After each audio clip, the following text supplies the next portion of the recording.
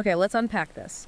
Imagine stepping back in time, not to, a fancy Victorian ball or a bustling London market, but somewhere, most of us actually spent a huge chunk of our childhood school. Right. But this isn't just any school. We're talking about a Victorian English classroom. Today, we're diving deep into this really fascinating claim that a modern school kid, one from today, simply, quote, would not last a day in a Victorian English school. It sounds pretty dramatic, doesn't it? It's like something you'd hear in a TV show just to ramp up the tension. Exactly. Hyperbole, you'd think.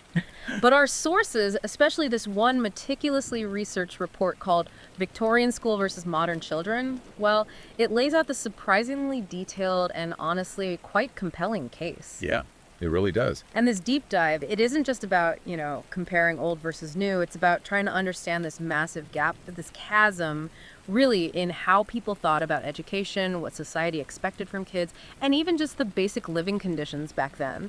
It's a journey that I think will probably make us appreciate how things have changed. A lot. And what's really striking here, I think, is that this isn't just some dusty historical footnote for academics. It's actually a really powerful way to look at the incredible progress we've made in things like child welfare and how we approach education now. That's a great point. So over the next little while, we're going to be, really dissecting every piece of that Victorian school experience. We'll look at the curriculum, the teaching methods, which were often, frankly, pretty brutal. The harsh realities of discipline, the truly awful hygiene standards that were just normal back then, and even like the clothes kids had to wear. Right. So our mission today really is to peel back those layers, uncover the specific, sometimes quite shocking, everyday things about Victorian schooling that would make it, well, the report calls it an insurmountable challenge for a child today. Insurmountable challenge, wow. Yeah. And by doing that, we really want to illustrate vividly just how far we've come in, nurturing and protecting our youngest. We're going to try and help you not just understand it intellectually, but really visualize what that day would have felt like. Okay, let's dive straight in. Section 1, the daily grind. We're talking rote learning and these just relentless schedules. Let's start with the sheer length and the rigidness of the Victorian school day. Our sources describe it as an arduous and monotonous test of endurance. Seriously. Picture this.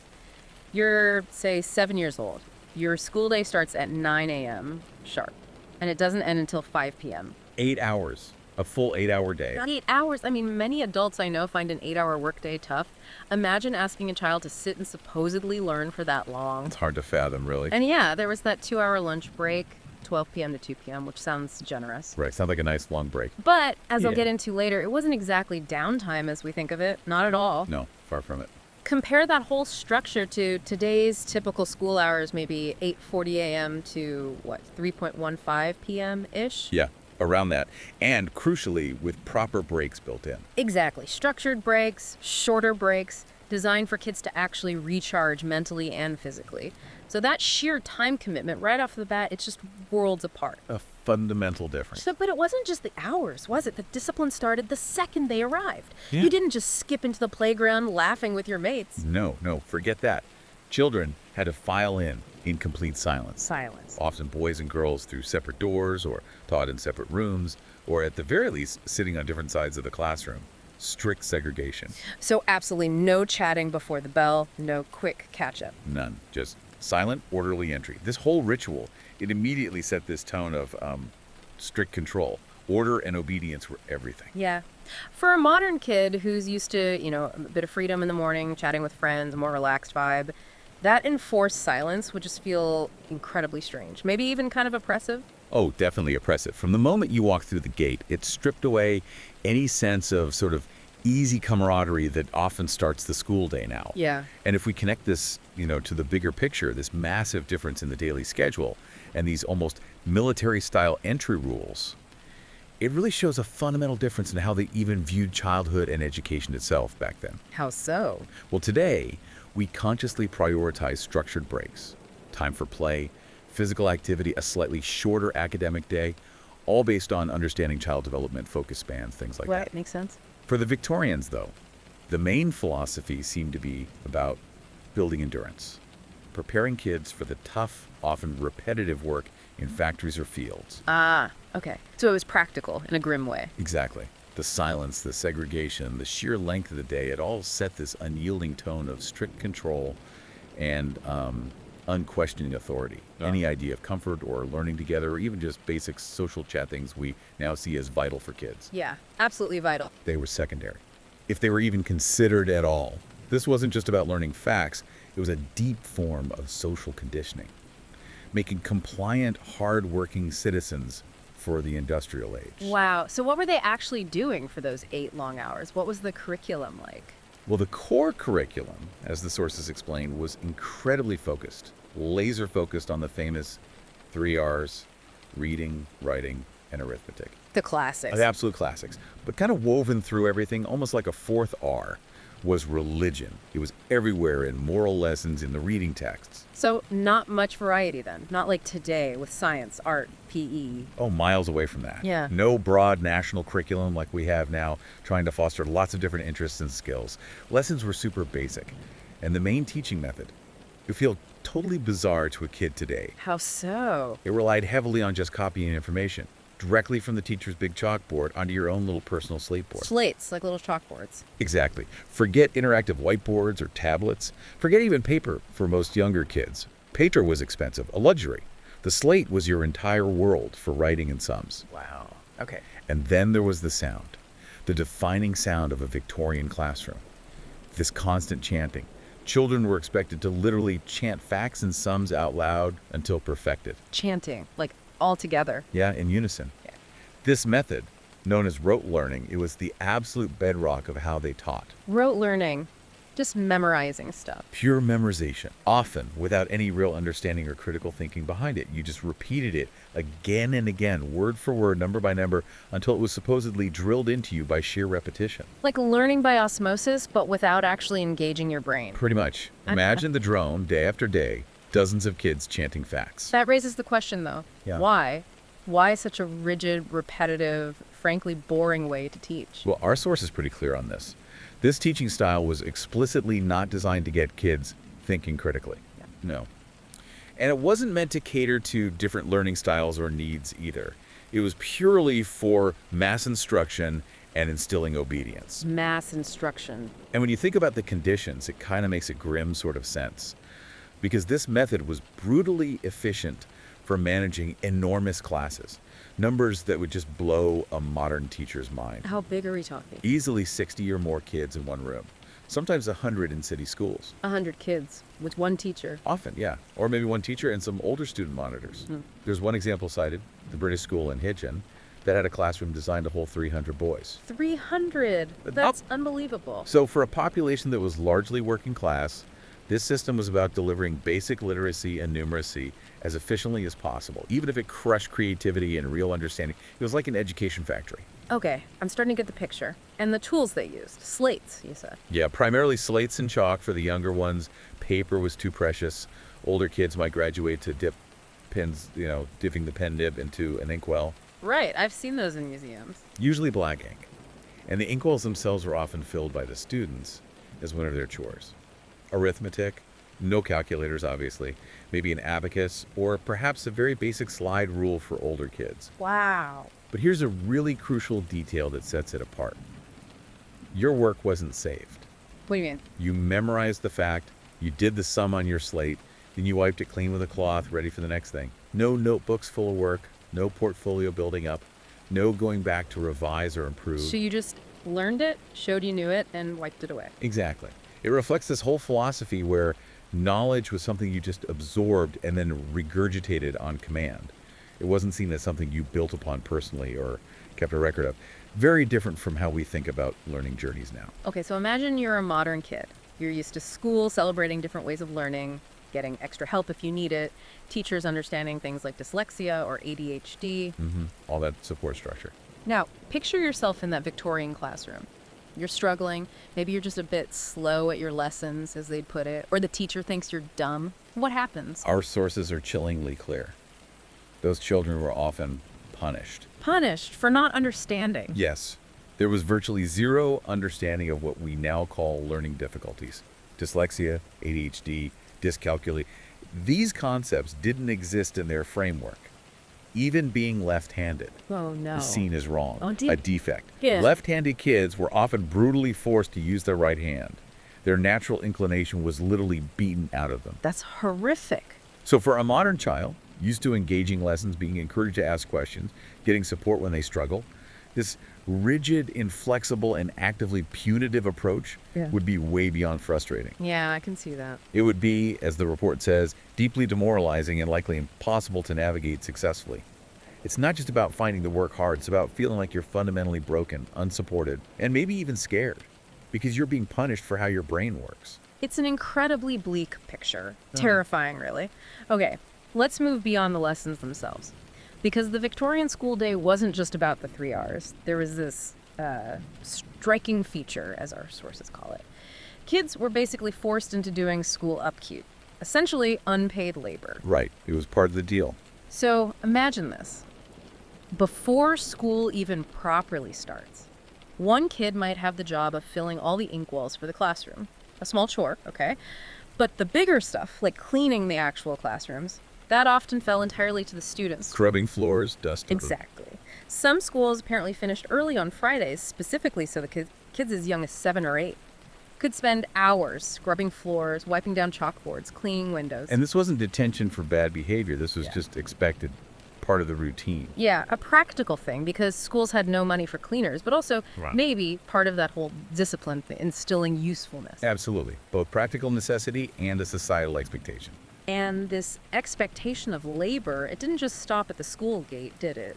No, definitely not. It blurred the lines between school and contributing to the family economy. That 2-hour lunch break we mentioned. Yeah, the generous one. It wasn't really leisure time for many kids. Often they'd go home for their main meal, maybe the only hot meal of the day. Okay. But that time was also packed with duties. Boys might have to walk miles to a factory to deliver their father's lunch pail, or spend hours out in the fields, maybe in horrible weather, scaring birds off the crops so the family didn't lose their harvest. Wow. And girls. Girls were typically expected to help their mothers. Heavy household chores, cooking, serious cleaning, the really hard work of hand-washing clothes for the whole family. So, no relaxing lunch break then? Not for many. And it didn't stop after school either, Really? More work. especially in working class areas, yeah. Kids were expected to get home and immediately start contributing again. More chores, running errands, maybe even trying to earn a few pennies street selling or something. So, the source saying it left little room for leisure, self-directed play, or personal development. That sounds like an understatement. It really does. This constant integration of child labor, it served two purposes, didn't it? Practical need, because schools and families often had so little. But also, yeah, that deliberate focus on discipline, responsibility, the work ethic needed for the factories. It just underlined this constant expectation that children had to be useful, like miniature adults in training. Yeah. A modern kid who sees school as, mostly about learning and maybe after-school clubs or playing with friends, they'd find these compulsory, often hard physical chores just Burdensome. inappropriate. Totally. A massive shock. The sheer exhaustion, physically and mentally, plus having zero free time. Yeah. It would be incredibly tough. Maybe impossible. Debilitating, I imagine. And alongside all this work, the whole atmosphere in the school was just incredibly strict and formal. Oh, suffocatingly so. Unquestioning politeness, absolute respect for teachers. It was non-negotiable, drilled into them. So kids only spoke when spoken to. Exactly. Always sir, miss, or Mrs. You had to stand up straight to answer a question. Wait for permission even to ask to use the toilet. Wow. This really rigid etiquette, it was seen as essential, especially with those huge class sizes we talked about.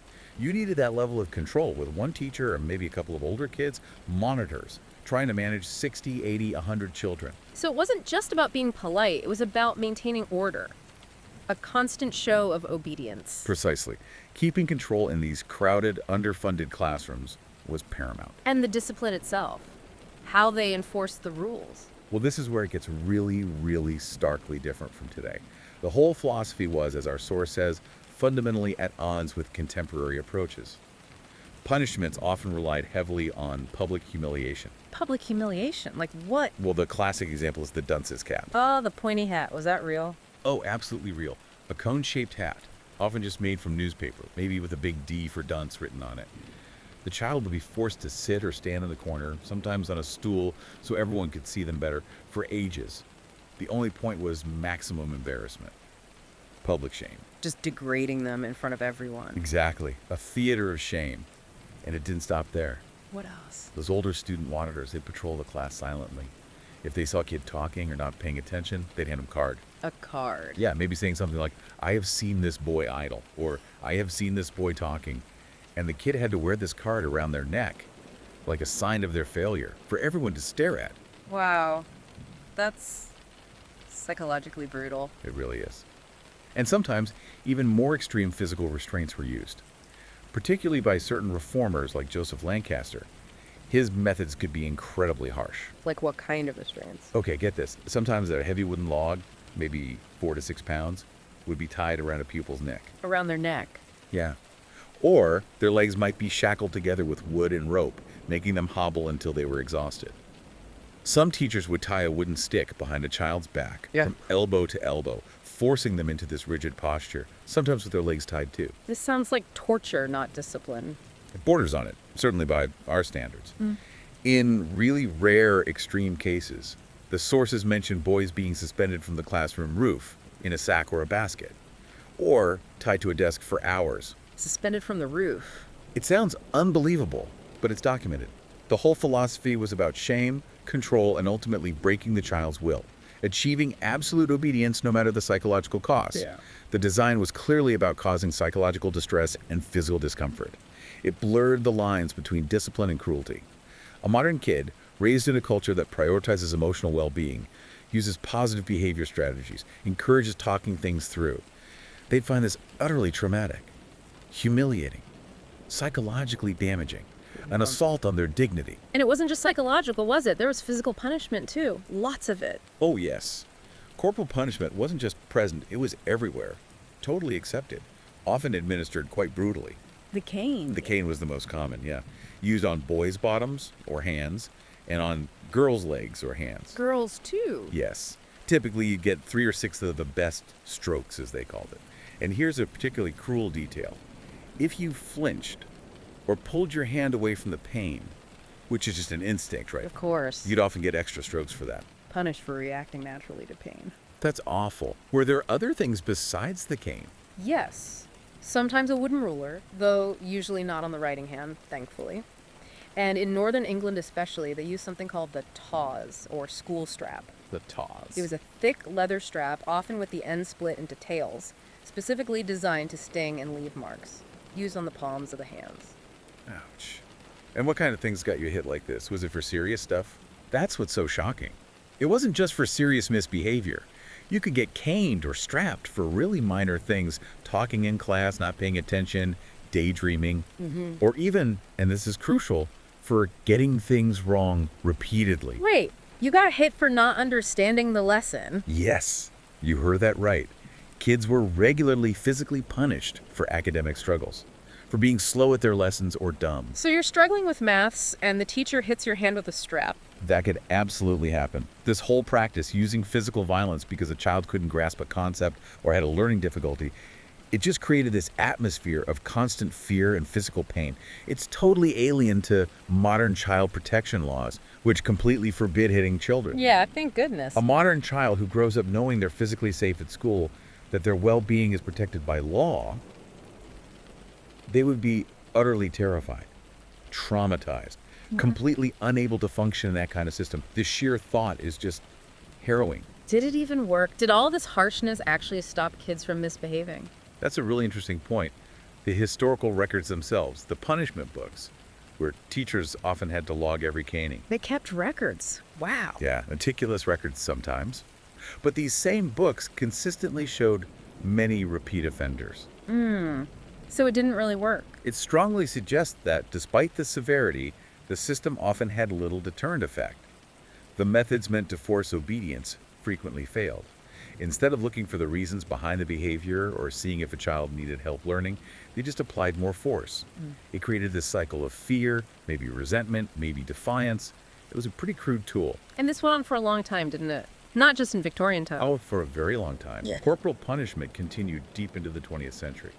There are estimates that even in the 1940s, after World War II, something like 20,000 children were being caned every week in UK schools. 20,000 a week.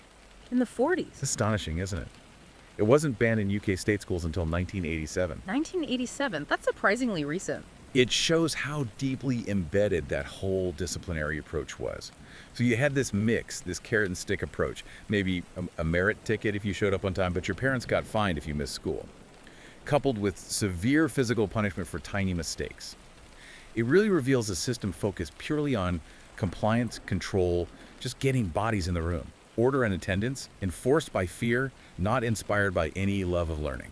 Okay, let's shift gears a bit. Let's talk about the actual physical environment, the health risks, the hygiene, the classrooms themselves, because this adds another whole layer of difficulty. Oh, a huge layer. The Victorian era was just riddled with infectious diseases that are thankfully very rare now in places like the UK. What sort of things? Devastating illnesses.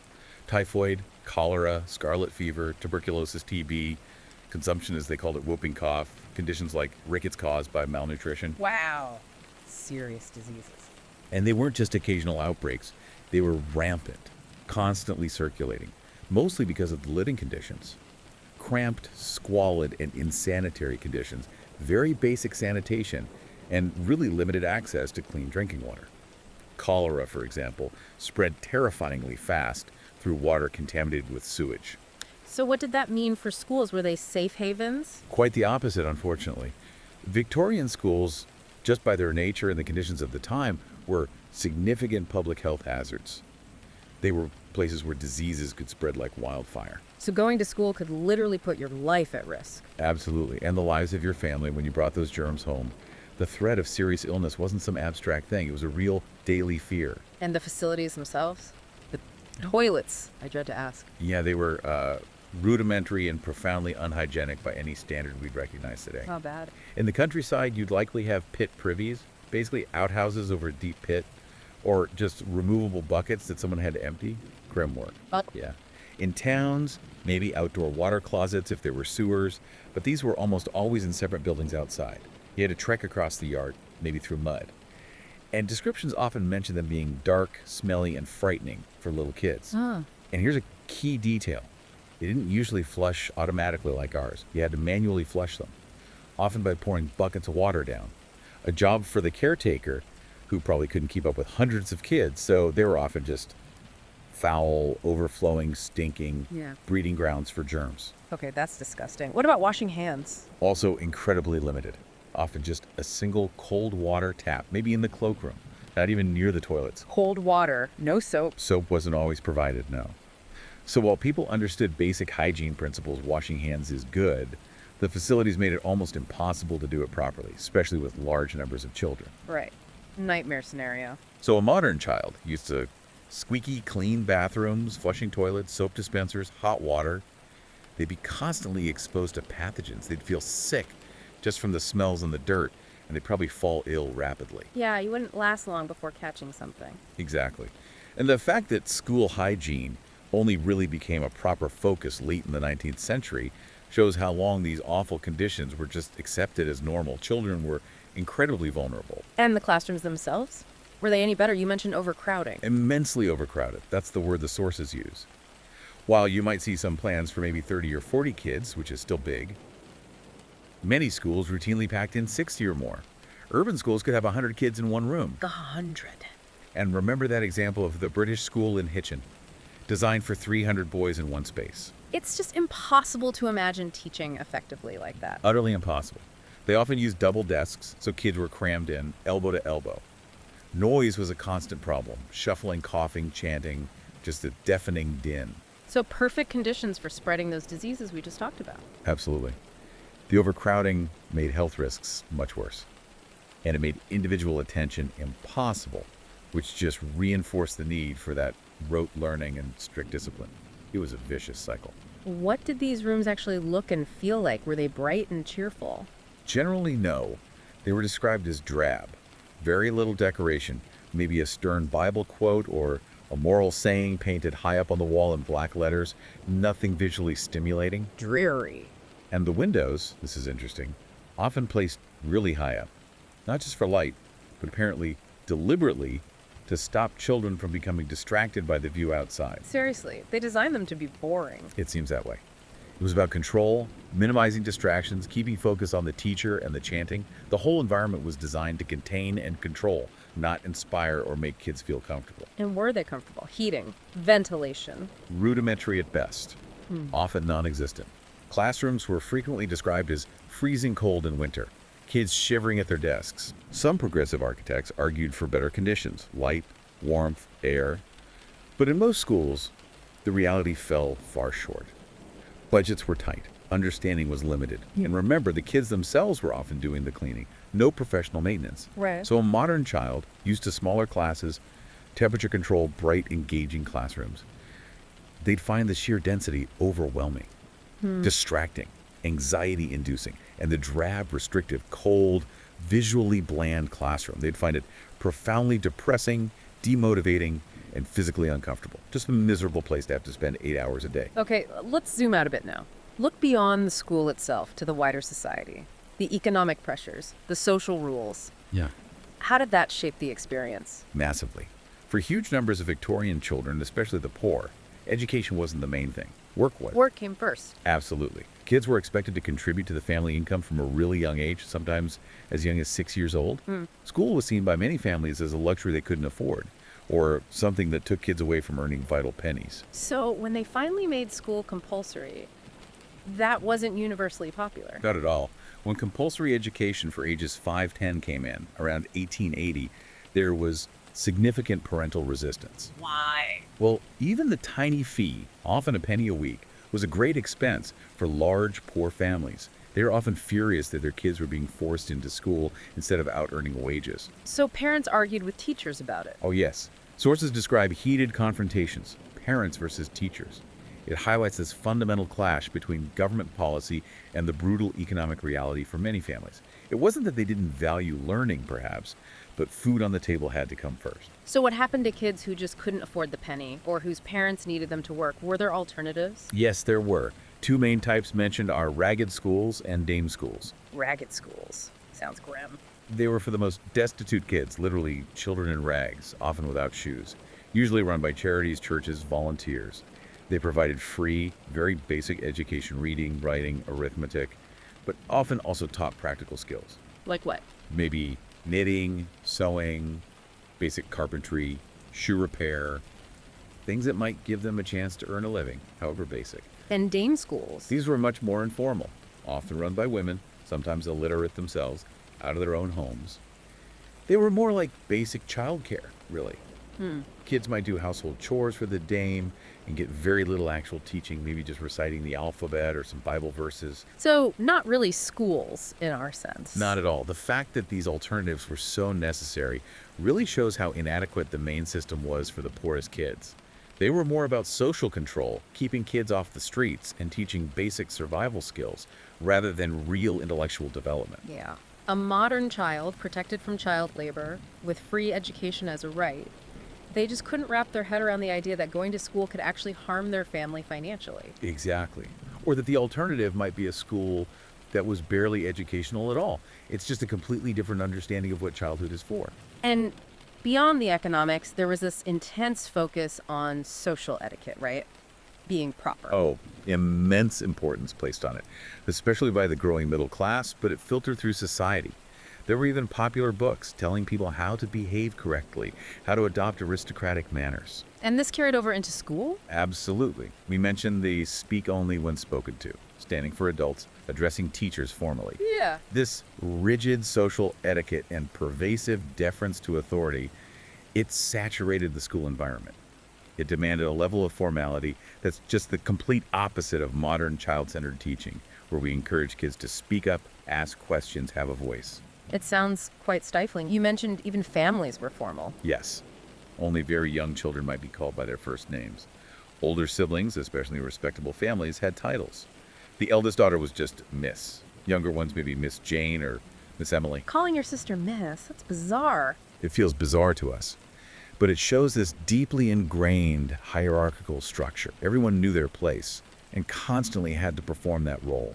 This constant performance of rigid social rules would be incredibly disorienting for a child today. Yeah. And this formal school environment, it was really just a microcosm of broader societal values. That rising middle class, was obsessed with respectability, a strict moral code. School wasn't just about academics. It was a tool for social engineering. Shaping kids Into compliant, morally upright citizens suitable for the industrial era's social order. People who followed rules, knew their place, worked hard. Even though this was also the time the first child protection law started appearing. Yes, it's a contradiction. Understanding of child welfare was slowly evolving, but it was still very limited. Economic needs and social conformity often came first. So a modern kid, raised to value self-expression, encouraged to question things, given platforms to share their views, they'd find the constant demand for deference, the suppression of curiosity, the rigid formality, just deeply stifling, frustrating, emotionally draining, like being squeezed into a tiny, uncomfortable box. Speaking of uncomfortable, the clothes. Let's talk about what they actually wore, because that sounds like another source of misery. Definitely. Often overlooked, but crucial for comfort and focus. Victorian children's clothes, rich or poor to some extent, were generally fancy, heavily layered, and often uncomfortable. Fancy, even for school. Relatively speaking, yes. They basically wore miniature versions of adult clothes, which again shows that view of them as miniature adults. Appearance, the look was everything, often completely sacrificing comfort or practicality. So what did girls wear? Layers and layers. Frilly dresses when young, then skirts and dresses that got longer as they got older. By 16, ankle-length skirts, and they'd start wearing corsets. Corsets. For teenagers. Yes. Those very tight undergarments that could genuinely cause physical harm over time, crushing ribs, affecting breathing, even damaging the spine. Sources explicitly say girls' clothing was much more uncomfortable than boys. Yikes. And boys, were they any better off? Marginally perhaps, but restrictive. Little boys might wear frocks or tunics with pleated skirts. Older boys wore things like knickerbockers, those short trousers, often with stiff short jackets. Naval-style sailor suits were very popular, often made of heavy wool. And shoes. Both boys and girls often wore button-up boots. Stiff, hard to move in, probably hot. So all those layers, even if you took your jacket off. You'd still be dealing with multiple layers underneath. It meant very uncomfortable, sweaty times, especially in warmer weather or in those scuffy, unventilated classrooms. And it just restricted movement all the time. Imagine trying to sit still and concentrate when you're constantly itchy, hot, and literally constricted by your clothes. Yeah, impossible. So the impact of this clothing, it's significant, isn't it? That constant emphasis on stiff, layered, restrictive clothes would seriously hinder a modern child's physical comfort, their freedom to move, and critically, their ability to actually focus on learning. Especially with no air conditioning. Exactly. It just highlights again where the priorities lay. Appearance, social conformity, showing you were respectable, that mattered more than a child's actual comfort, physical well-being, or even how well they could learn. It really does show that miniature adult mindset. Completely. Expecting them to conform to adult standards from a young age, it's totally different from how we think now, choosing clothes appropriate for play, for activity, for comfort. Right, clothes kids can actually move in. The constant physical restriction from tight clothes, the scratchy fabrics being too hot or too cold all the time, it would be a massive barrier for a modern child trying to sit still, pay attention, join in. Add that pressure to look proper in uncomfortable clothes on top of all the strict rules. It would just be physically and psychologically exhausting. Another layer of just unimaginable hardship. Hashtag conclusion. So we've walked through the timetable, the lessons, the discipline, the health hazards, the social pressures, even the clothes. What's the takeaway? Does that initial claim hold up? I think the cumulative weight of everything we've discussed paints a really clear picture. Overwhelmingly clear, actually. A modern school child genuinely, truly would not last a day in a typical Victorian English school. It really seems that way. From the second they walked into that drab-packed classroom, they'd face an environment just fundamentally antithetical to everything they know about school and, frankly, everything they know about being a child. Yeah. The teaching methods, all rote learning, copying, chanting it, would just crush the critical thinking and creativity they're used to. They'd feel intellectually trapped. Completely. And the discipline. Yeah. Public humiliation, the caning, the strapping. It would induce fear, trauma. It's so far removed from the protected environment they expect, legally and ethically. And the basic conditions, the lack of sanitation, the disease risk, the cold, the crowding, they'd likely get sick incredibly quickly. Yeah. It's a massive health hazard by today's standards. Then add the expectation of child labor, The idea that school costs the family money they need for food, the rigid social rules demanding constant silence and deference. It clashes violently with our modern idea of childhood as a time for learning, play, and protection. Even the itchy, tight clothes add to the misery. Exactly. It's not just one thing being different. It's a complete sensory, intellectual, emotional, and physical assault on everything a modern child considers normal and safe. So it wasn't just a different type of school? No. What becomes clear is that a Victorian school wasn't just a different educational place. It was a reflection of a different world. A world with entirely different values, profoundly different ideas about what childhood was, and vastly different standards of living and well-being. Yeah. Going through a Victorian school day wouldn't just be academically challenging for a modern kid. It would be a profound cultural and physical shock on every single level. So this whole deep dive, it really underlines. It underlines the incredible, immense strides we've made in how we value children, how we nurture them, prioritize their well-being, their intellectual growth, their basic right to be children. It really does make you think about how we got from there to here. And maybe wonder what subtle echoes of those Victorian values, those systems, might still linger, perhaps unnoticed in our schools today. Fascinating. Hashtag tag shag outro. Okay, here's a final thought to leave you with, something to chew on. Considering everything we've just unpacked, flip it around. If a Victorian child somehow, magically, got transported into one of our modern schools today, Ooh, interesting. would they last a day? And what do you think would shock them the most? Would it be the freedom we have in class, the technology everywhere, or maybe just the whole concept of a childhood without constant labor, discomfort, and fear? That's a really provocative question. What would they make of it all? Something to ponder. Until next time, keep diving deep.